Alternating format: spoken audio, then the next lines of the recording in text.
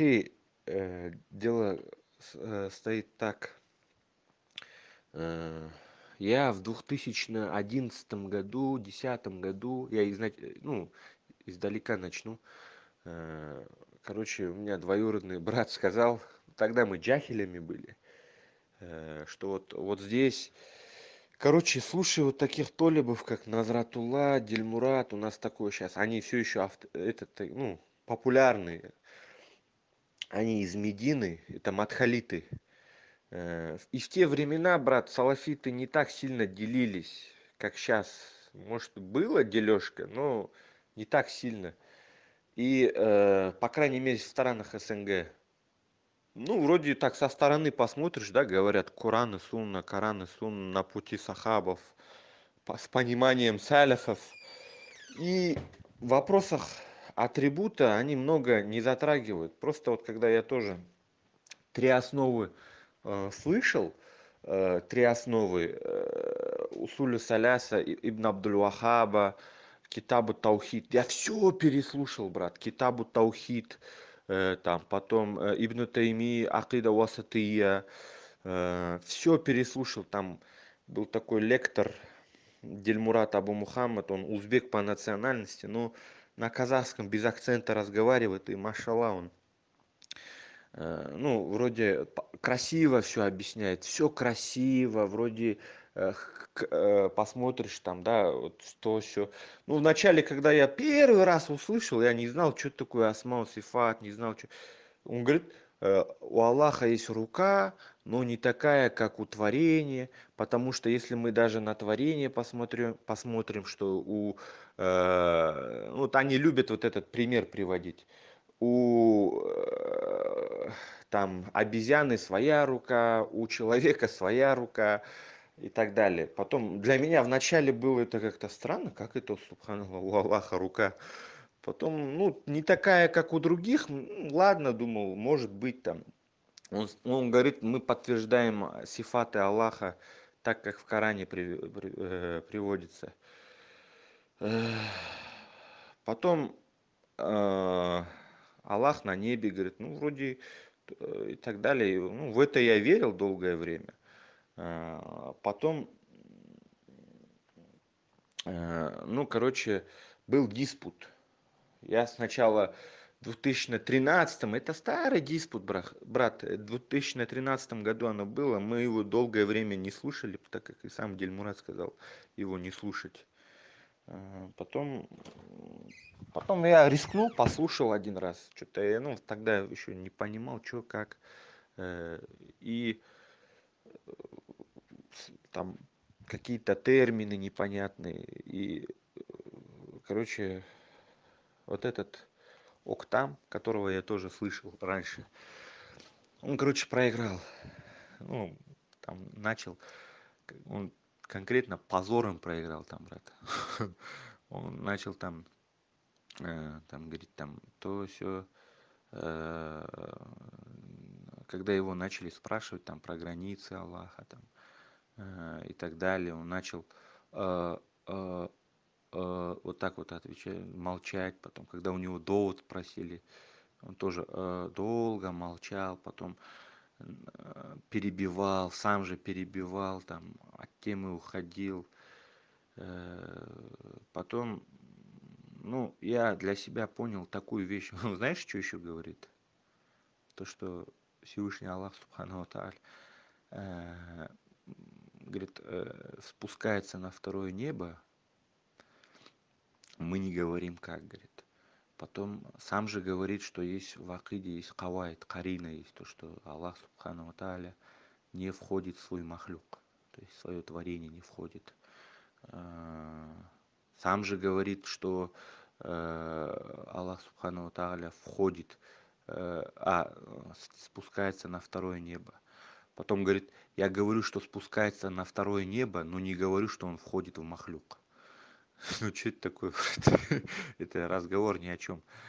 Потом Ерсон Стас спросил, тогда он говорит, если ты, говорит, признаешь, что Аллах Субхану Тааля не входит в свой махлюк, и значит он не спускается своей сущностью, значит нузуль, сифат нузуль, не в прямом смысле. Он такой, короче, во многих местах он тормозил. Но, брат, это вот, знаешь, я тебе честно скажу, у нас матхалиты, ну, не как у вас ваши там суруриты какие-то конченые, брат. Матхалиты у нас просто, они тупо, вот знаешь, многие отошли, но вот, они, у них знаний вообще нету. Если ты даже спросишь, кто такой, кто написал тафсир там Корану, они даже этого не знают. Они просто вот тупо слушают своих устазов, лекции там через аудиозаписи, вот и все. Ну, вот это вот этот мне потом он привел довод, то что наш устаз красиво привел довод. Ну, тогда я его ненавидел, Ершин устаза, сам был салафитом, я тоже нервничал, сильно обижался, почему Октам проиграл. Ну, Ершин устаз тогда привел еще один красивый довод. Ну, он сказал, ну, к стене их прижал. Он говорит, его прижал. Он говорит, ты, ну, Аллах причист от границ. Есть же слова имама Тахауи. Ты признаешь это? Говорит, да, Аллах причист от границ. А тогда, а те, кто говорят, что у Аллаха есть границы, они заблудшие или не заблудшие? Он тоже говорит, я тебе сейчас докажу, что Ибн Таймия, Фаузан, Альбани, Усаймин говорит, что у Аллаха есть границы. И эта граница с троном, ну, касается трона, говорит. Аллах с 6 сторон э, этот имеет границы. Потом, когда Ешн Стас там сказал, я прочитал все книги, ну не все сказал, я, говорит, прочитал книгу Баян Тальбиса Джахмия, Ибн Таймии, говорит. Потом одну еще книгу, как я не помню, называется, тоже по акиде, Ибн Аль-Каима книгу. Потом прочитал книгу, говорит, еще имама Захаби, Аль-Улу. Аль-Улу Алиль Гаффар называется. Вот это он, имам Захаби его, он говорит, имам Захаби его в молодости написал, когда ему 20 лет было. Потом в Сиар Аляма Нубаля он пишет, что он отошел от этой книги, в начале пишет. Поэтому в Сиар Алям Аннубаля противоречит Аль-Улю книга. Потом, кстати, он привел доводы от книги Сиар Аляма Нубаля, где Тафуид придерживается имам Захаби. Тот при нем же привел, он рядом сидел, вот этот вахабит. Он книгу открыл, он много томов книг принес. Сиар Аляма Нубаля принес, книгу Аль-Улю принес, потом книгу там имама Табари принес, книгу Фихуль Акбар Абу Ханифы, Васия, Матн Тахауия, Куртуби, Фатхуль Бари, потом Муслима Навави, Ибн Абдульбар, Тамхид, Ибн Кудамы, много книг принес. Они с книгами сидели, общались. Поэтому вот он вообще качественный диспут был, очень качественный. Еще был бы еще такой диспут. И когда второй раз ну вот это мне дал, я не сразу отходил, брат. Вроде, знаешь, привыкаешь к этим людям. Я вот, допустим, бывает же вот любовь к этим устазам, привык сильно к им словам там и так далее. Но с одной стороны я подумал, что субханаллах, ну, вроде как бы подумал, много раз взвесил, опять. Потом я сам встретился лично с сверстным устазом, у нас он в городе, в Наиб имамом работает, в центральной мечети. Я с ним встретился, поговорил тоже лично. Потом он много далили привел. Он привел далиль, где шейх Альбани опровергает Ибн Таймию. Допустим, оказывается, шейх Альбани опровергает Ибн Таймию. Ибн Таймия говорит там то, что ну, говорит же, что кадим, ну, что мир этот, ну, не имеет начала. Даже, оказывается, шейх Альбани его опровергает. Ибн Таймия ошибся в этом вопросе, и ему следовать нельзя. Мы так хотели, чтобы Ибн Таймия в этот вопрос не входил. Так. слова шейх Альбани прочел, потом много-много. Короче, и спросил то, что ты можешь привести, что довод, что Аллах иставаль аляш бизатихи, бизатихи, хоть один риваят. Он привел пару риваят от Ибн Батты, еще от кого-то там, ну это слабые, говорит, казабы, говорит. Ирсустас там тоже это доказал. Короче, сам шейх Альбани, оказывается, пишет Мухтасар аль-Улю в книге, что из Таваль аль-Арш Бизатихи нет ни одного достоверного риваята. Поэтому Аллах возвысился над троном своей сущностью. Там говорит, нет ни одного достоверного риваята. В общем, если взять так, ну, у салафитов куча своих там этих ихтиляфов внутри себя, внутри этой течения, брат. Поэтому так.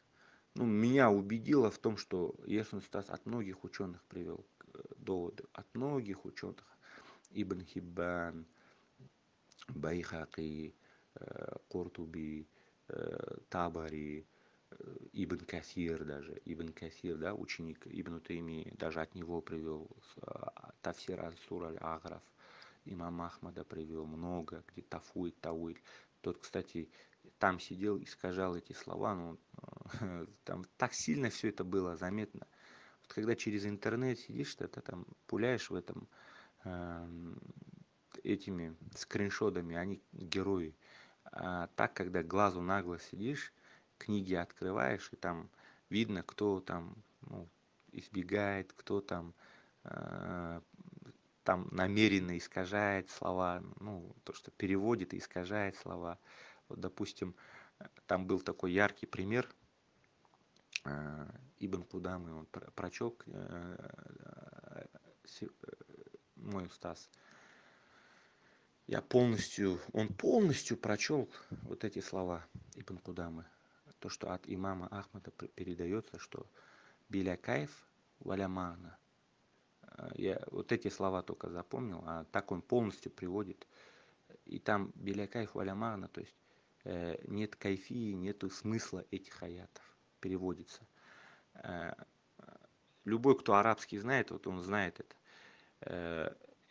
Кстати, я одному салафану тоже этот риваят привел, он говорит, ты из контекста вырвал. Ну, короче, знаешь, они отмазываются через интернет. Где я там из контекста вырвал? Там полный контекст вот этих слов Ибн Кудамы в Заму Тауиль прочел мой устаз. Он прочел и полный там контекст на арабском языке. И вот этот Октам, короче, вахабит, он сказал, Белякаев валя марна там означает марна не марналь батель. Он, короче, начал, ну, короче, искажать. Потом все начали, потом мой Стас сказал, переведите мне слово валя марна, там, другим своим, там другие люди тоже сидели. Он говорит, это означает смысла нету. А что ты тогда тут искажаешь слова? Короче, там хайвай начался, но, короче, он позором проиграл. Вот я же говорю, что надо повторить такой же диспут. Блин,